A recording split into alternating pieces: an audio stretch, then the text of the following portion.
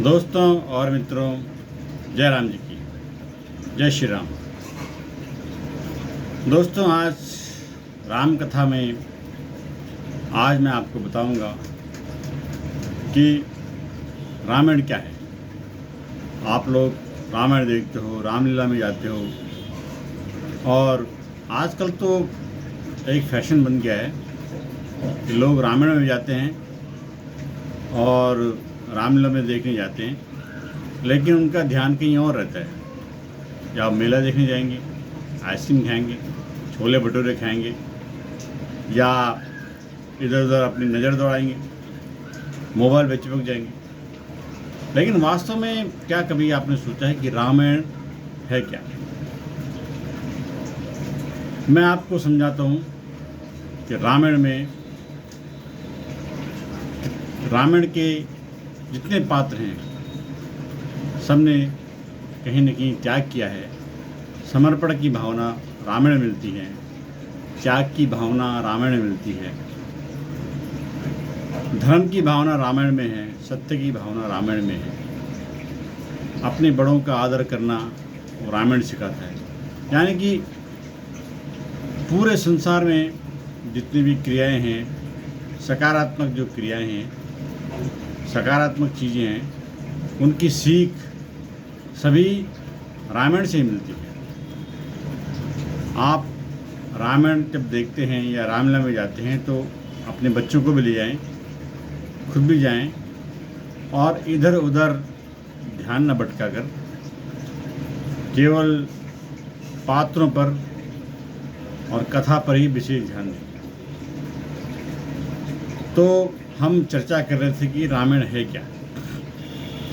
एक रात की बात है, माता कौशल्या जी को सोने से पहले, जब माता कौशल्या सो रही थी तो उनको कुछ आहट सी हुई महल की छत पर। तो महल की छत पर जब माता कौशल्या का सोते हुए कुछ आहट हुई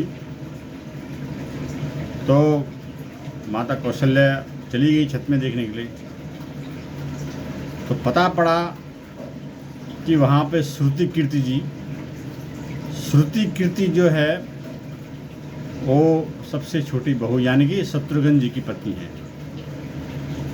तो वो वहाँ पर श्रुति कीर्ति जो है बड़ी व्याकुल थी। तो श्रुति कीर्ति जी को माता कौशल्या ने बुलाया। श्रुति कीर्ति जी आई, अपने सास की यानी कि कौशल्या जी के चरण में प्रणाम कर खड़ी हो गई। माता कौशल्या ने बोला, बहू, इतनी रात को अकेली छत पर क्या कर रही हो बेटी? क्या नींद नहीं आ रही है? शत्रुघ्न कहाँ है? यानी कि शत्रुघ्न भी महल से गायब है। अगर श्रुति कीर्ति का पति श्रुति कीर्ति के साथ में नहीं है, अब वो अकेले छत पे, इसका मतलब शत्रुघ्न जी गायब है वहाँ से। और शत्रुघ्न जी कहाँ गायब हैं, आइए बताते हैं। तो श्रुति कीर्ति जी से जब कौशल्या माता ने पूछा कि शत्रुघ्न कहाँ हैं, तो श्रुति कीर्ति कौशल्या माँ की गोद में सर रख कर लिपट कर कहने लगी कि हे माता, मैंने तो उन्हें 13 वर्ष से देखा ही नहीं है, न जाने कहाँ हैं। अब आपको भी इस बात पर बड़ा आश्चर्य होगा कि 13 वर्षों में श्रुति कीर्ति कहाँ चली गई। यानी कि श्रुति कीर्ति के जो पति थे शत्रुघ्न, वो कहाँ चले गए। तो कौशल्या अपनी छोटी बहू की इस बात को सुनकर बड़ी छटपटा गई। उसको बड़ा आश्चर्य हुआ कि ये कैसे हो गया। ने तुरंत सेवकों को आवाज़ दी और कहा कि पालकी तैयार करो, अब मैं शत्रुघ्न की खोज में जाती हूँ। और इस प्रकार कौशल्या माता शत्रुघ्न की खोज में चली गई। तो आपको मालूम है कि शत्रुघ्न जी कहाँ मिलेंगे? तो इस पर छोटी बहू ने कहा कि नहीं। तो शत्रुघ्न जी कहाँ बैठे थे?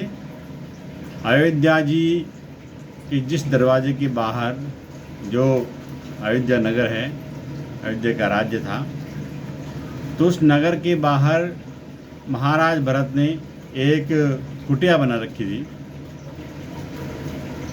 नंदीग्राम में रहते थे। नंदीग्राम में महाराज भरत की एक कुटिया थी। तो कुटिया के भीतर तो महाराज महाराज भरत रहते थे, और बाहर जो है एक पत्थर की शिला पड़ी थी। उस पत्थर की शिला पर सर रखकर शत्रुघ्न जी पहरा देते थे। तो ये है भ्राताओं का प्रेम। तो माँ कौशल्या गई, सिराने पर बैठ गई, बालों में हाथ फिराया तो शत्रुघ्न जी ने आंखें खोल दी, बोले माँ। और माँ बोलते ही उठे, चरणों में गिरे। तो माता को बोला, हे माता, आपने यहाँ आने का कष्ट कैसे किया? मुझे बुला लिया होता। तो माता ने बड़ा अजीब सा प्रश्न किया कि हे शत्रुघ्न, भरत तो वनवासी बन गया है, लेकिन तेरे को तो मतलब अयोध्या का भार संभालना था, तू यहाँ कैसे आ गया? तो इस पर शत्रुघ्न जी ने बोला, देखो, अब यहाँ पर एक बात कहनी जरूरी है कि उस ज़माने में भ्राताओं के बीच में बड़ा प्यार होता था, बड़ा स्नेह होता था कि अगर बड़े भाई ने कुछ बोल दिया तो छोटे को वो करना पड़ेगा, या बड़ा भाई अगर कुछ नहीं भी कहता है तो छोटे भाई को उसका अनुसरण करना पड़ेगा। वो अनुसरण ये नहीं था कि ज़बरदस्ती करना पड़ेगा, लेकिन एक आत्मीयता थी। आजकल नहीं होता ऐसे। आजकल तो ये है कि छोटा भाई तरक्की करे तो बड़ा भाई, कई जगह ऐसे देखे हमने, छोटा भाई ने तरक्की कर ली, बड़ा भाई नहीं कर रहा है तो जलन होती जाती है। या काफ़ी चीज़ें हैं आपस में भाइयों की बनती नहीं है। कई भाई हैं, कई बड़े बड़े खानदान में बड़े बड़े भाई हैं, छोटे भाई हैं, आपस में बनती नहीं है। तो भरत जी ने बोला कि जब भैया लक्ष्मण जी राम जी के पीछे वनवास चले गए और भैया भरत नंदीग्राम में हैं, तो क्या ये महल, ये रथ, ये राशि वस्त्र विधाता ने केवल मेरे ही लिए बनाई है? माता कौशल्या जी शत्रुघ्न की बात सुनकर निरुत्तर हो गई। तो देखो क्या है ये राम कथा, ये भोग की नहीं है, भोग विलास की कथा तो बिल्कुल है ही नहीं, ये त्याग की कथा है। यहाँ त्याग की ही प्रतियोगिता चल रही है और सभी प्रथम है, कोई पीछे नहीं है। चारों भाइयों का प्रेम और त्याग एक दूसरे के प्रति अद्भुत, अभिनव और अलौकिक है। आपस में चारों भाइयों का मैं तो नमन करता हूँ ऐसे महाराज दशरथ पे, जिन्होंने ऐसे 4 पुत्रों को जन्म दिया। ऐसी चारों भाइयों की जोड़ी पूरे विश्व में, यानी कि पूरे ब्रह्मांड में भी ढूंढने से नहीं मिलेगी ढूंढने से। तो रामायण जीवन जीने की सबसे उत्तम शिक्षा देती है। भगवान राम को जब 14 वर्ष का वनवास हुआ तो उनकी पत्नी सीता मैया ने भी वनवास को स्वीकार किया, परंतु क्या था कि बचपन से ही बड़े भाई की सेवा करने वाले लक्ष्मण जी को राम जी कैसे भुला सकते थे। तो माता सुमित्रा से लक्ष्मण जी ने आज्ञा ली और वन के लिए प्रस्थान किया। लेकिन जब माता सुमित्रा से आज्ञा लेकर जब लक्ष्मण जी सुमित्रा के पास गए, अपनी पत्नी के पास गए, तो सोचने लगे मन ही मन कि माता ने तो मुझे अनुमति दे दी है, लेकिन मैं सुमित्रा को क्या बताऊंगा, उर्मिला को क्या बताऊंगा, कैसे समझाऊंगा अपनी पत्नी को, क्या बोलूंगा उससे। यही सोच विचार करके लक्ष्मण जी जैसे ही अपने कक्ष में पहुँचे तो देखा तो उर्मिला आरती की थाल लिए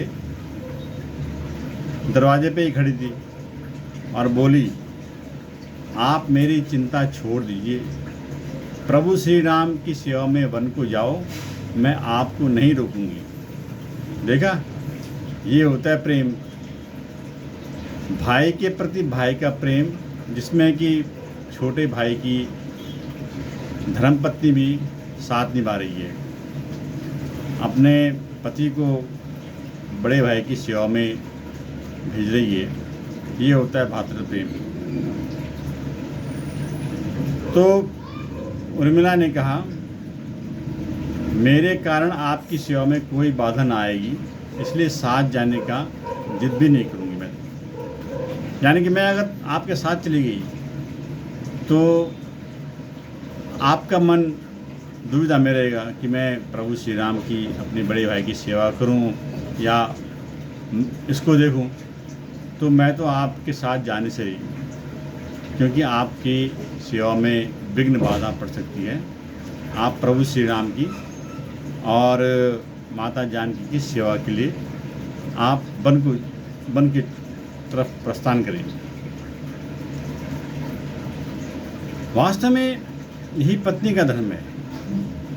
पति संकोच में पड़े उससे पहले ही पत्नी उसके मन की बात जानकर उसे संकोच से बाहर कर देती है। यही हमारे धर्म ग्रंथों में, रामायण में, महाभारत में, सब में लिखा है। लेकिन आजकल कोई मानता नहीं है। आजकल तो जहाँ पति वहाँ पति, ऐसे ही है। तो लक्ष्मण जी चले गए, लेकिन 14 वर्ष तक उर्मिला ने एक तपस्विनी की भांति कठोर तपस्या की। ये सभी जानते हैं कि जब लक्ष्मण जी प्रभु श्री राम जी की सेवा में चले गए तो जो उर्मिला थी, लक्ष्मण की धर्मपत्नी, वह कठोर तपस्या में 14 वर्ष कठोर तपस्या में बिताए। उन्होंने त्याग किया। इस रामायण में हर किसी पात्र ने त्याग किया है, समर्पण किया है। अच्छा, वन में प्रभु श्री राम की और माता सीता की जो सेवा की थी लक्ष्मण ने, तो आपको पता होगा कि श्री रामचंद्र जी कभी सोए नहीं, परंतु उर्मिला ने भी अपने महल के द्वार कभी बंद नहीं किए। अपने महल के द्वार कभी बंद नहीं किए। सारी रात जाग जाकर उस दीपक की लौ को बुझने नहीं दिया। एक दीपक था, उर्मिला ने जला रखा था, तो उस दीपक की लौ को कभी बुझने नहीं देती। अच्छा, बात उस समय की है जब मेघनाथ से लक्ष्मण युद्ध कर रहे थे, तो लक्ष्मण को शक्ति लग गई। हनुमान जी संजीवन बूटी जब वापस आ रहे थे, तो अयोध्या के ऊपर से गुजरते हुए भरत ने कोई राक्षस समझकर उन पे बाण चला दिया। ये आप लोगों ने रामायण में, सीरियल में या रामचरितमानस या रामायण में पढ़ा होगा। तो जैसे ही हनुमान जी पे बाण लगा तो हनुमान जी सीधे नीचे गिर गए। तब हनुमान जी राम राम कह के नीचे गिर गए। तो हनुमान जी जैसे राम राम बोलते हैं तो उसके बाद भरत आते हैं वहाँ पे, और हनुमान जी भरत जी को सारा वृत्तांत सुनाते हैं, कैसे हुआ, क्या हुआ, कैसे मैया सीता का हरण हुआ, कैसे युद्ध हुआ, कैसे युद्ध चल रहा है, कैसे शक्ति लगी और कैसे लक्ष्मण जी युद्ध भूमि में मूर्छित हो गए। तो ये सुनते ही कौशल्या जी कहती है राम को कहना, देखो यहाँ पे अब यहाँ पे कोई दूसरी माता होती तो पता नहीं राम को क्या क्या कहती थी, या ये कह सकती थी, कुछ भी कह सकती थी, मतलब भला बुरा कह सकती थी। लेकिन कौशल्या जी कहती है कि राम को कहना कि लक्ष्मण के बिना अयोध्या में पैर ही मत रखना, समझे। हनुमान जी को बोला कौशल्या जी ने कि राम के बिना तू अयोध्या वापस मत आना, वहीं वन में रहना तू। तो माता सुमित्रा, सुमित्रा कौन है? सुमित्रा हैं शत्रुघ्न की माता जी। तो सुमित्रा माता ने हनुमान जी को बोला कि राम से कहना कि कोई बात नहीं, अभी शत्रुघ्न भी है, मैं उसे भेज दूंगी। मेरे दोनों पुत्र राम सेवा के लिए तो बने हैं, एक भरत और एक शत्रुघ्न, नहीं एक लक्ष्मण और एक शत्रुघ्न। लक्ष्मण और शत्रुघ्न का जन्म राम की सेवा के लिए ही हुआ है। राम को ये संदेश जरूर देना कि मैं दूसरा बेटा शत्रुघ्न को भी तेरी सेवा में भेज दूंगी, लेकिन लड़ाई को जारी रखना। तो माताओं का ये प्रेम देखकर हनुमान जी की आंखों में अश्रुधारा बढ़ गई। परंतु जब उन्होंने उर्मिला जी को देखा तो सोचने लगे ये क्यों एकदम शांत और प्रसन्न खड़ी है। अच्छा, उर्मिला जो लक्ष्मण जी की धर्मपत्नी है वो एकदम शांत खड़ी थी, मंद मंद मुस्कुरा रही थी। तो हनुमान जी पूछते हैं देवी आपकी प्रसन्नता का कारण क्या है? आपके पति के प्राण संकट में हैं, सूर्य उदित होते ही सूर्य कुल का दीपक बुझ जाएगा। यानी कि अगर मैं संजीवनी बूटी लेकर सूर्य उदय से पहले नहीं पहुंचा तो बहुत बड़ी अनहोनी हो सकती है, लक्ष्मण जी के प्राणों पर संकट आ सकता है। तो उर्मिला जी का जो उत्तर था, शायद पूरे विश्व में, पूरे ब्रह्मांड में ऐसा कोई प्राणी नहीं होगा जो उनके इस उत्तर को सुनकर उनकी वंदना किए बिना रहेगा। वो क्या था? उर्मिला जी बोली मेरा दीपक संकट में नहीं है, वो बुझ ही नहीं सकता। देखा, दूसरी औरत होती, कोई और औरत होती तो रो रो के बुरा हाल कर देती सुनते ही। यहाँ पे धैर्य की मिसाल दी है। मैंने कहा था ना कि रामायण में सारे जितने पात्र हैं हर किसी न किसी में कुछ न कुछ खूबी है। और उर्मिला जी की तो धैर्य की परीक्षा हो रही थी। तो उर्मिला जी बोली मेरा दीपक संकट में नहीं है, वो बुझ ही नहीं सकता।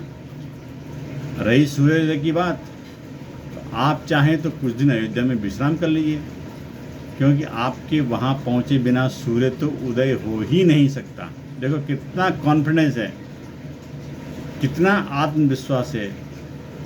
आत्मविश्वास किया उर्मिला बोले कि सूर्य उगेगा ही नहीं जब तक आप लंका नहीं पहुँचोगे। और दूसरी बात, आपने कहा कि प्रभु श्री राम मेरे पति को अपनी गोद में लेकर बैठे हैं। अरे हनुमान जी, जो योगेश्वर प्रभु श्री राम हैं, योगेश्वर प्रभु श्री राम की गोदी में जो लेटा है, काल उसे कभी छू सकेगा क्या? हैं? देखो कितनी बड़ी बात कह दी उर्मिला जी ने। योगेश्वर प्रभु श्री राम की गोदी में जो लेटा है, काल उसे छू भी नहीं सकता। यह तो वो दोनों ही लीला कर रहे हैं। मेरे पति जब से वन गए हैं तब से सोए नहीं हैं। उन्होंने न सोने का प्रण लिया था, इसलिए वो थोड़ी देर विश्राम कर रहे हैं। कितनी सरलता से, कितनी सहजता से उर्मिला जी ने अपने आंसुओं को, अपने दुख को छिपाते हुए ये जवाब दिया हनुमान जी को कि उन्होंने, लक्ष्मण जी ने न सोने का प्रण लिया था, इसलिए वे थोड़ी देर विश्राम कर रहे हैं। और जब भगवान की गोद मिल गई तो थोड़ा विश्राम ज़्यादा हो गया, वे उड़ जाएंगे। और शक्ति तो मेरे पति को लगी है, शक्ति जो है मेरे पति को लगी ही नहीं है, शक्ति तो प्रभु श्री राम को लगी है। मेरे पति की हर श्वास में राम है, हर धड़कन में राम है, उनके रोम रोम में तो राम है, उनके खून की हर बूंद में राम है। और जब उनके शरीर और आत्मा में ही सिर्फ राम है तो शक्ति किसको लगेगी? राम को ही लगी है। दर्द राम जी को ही हो रहा है। इसलिए हनुमान जी, आप निश्चिंत हो कि जाएं, सूर्य उदित हो ही नहीं सकता। कभी सीता तो कभी